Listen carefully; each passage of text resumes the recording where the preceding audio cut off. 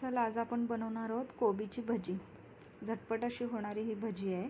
कोबी घ्यायचा, त्याला बारीक चिरून घ्यायचं पहिला आणि त्याच्यामध्ये आपल्याला आता आले लसणाची पेस्ट घालायची आहे।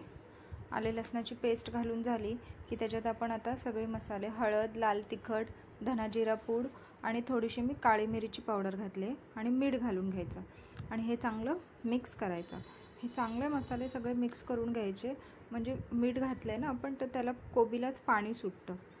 तर ह्याच्यामध्ये आता आपण बेसन घालणार आहोत आणि कॉर्नफ्लोअर घालणार आहोत। याच्यामध्ये पाणी वगैरे काहीच घालायची गरज नाही आहे। जे कोबीला पाणी सुटतं त्याच्यातच हे पीठ असं मळून घ्यायचं आहे, भिजवून घ्यायचं असं। आणि आता बघा हे असे तेल गरम झालंय आणि ही भजी आता आपल्याला तेलात सोडायची। ह्याच्यामध्ये पाणी वगैरे पीठ मळताना काहीच घालायची गरज नाही। आपण जे मसाले जे लावतो ना तेव्हा कोबीला पाणी सुटतं, त्यातच ते पीठ बेसन आणि कॉर्नफ्लोअर आहे तो त्याच्यातच भिजवून घ्यायचा। बेसनचं प्रमाण थोडं जास्त ठेवायचं आणि कॉर्नफ्लोअरचं प्रमाण थोडं कमी ठेवायचं।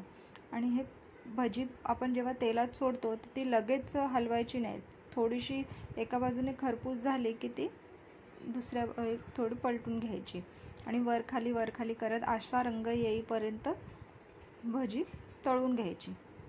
नक्की करून पहा, कारण ही भजी खूप छान लागते। हे बघा आता ही कोबीची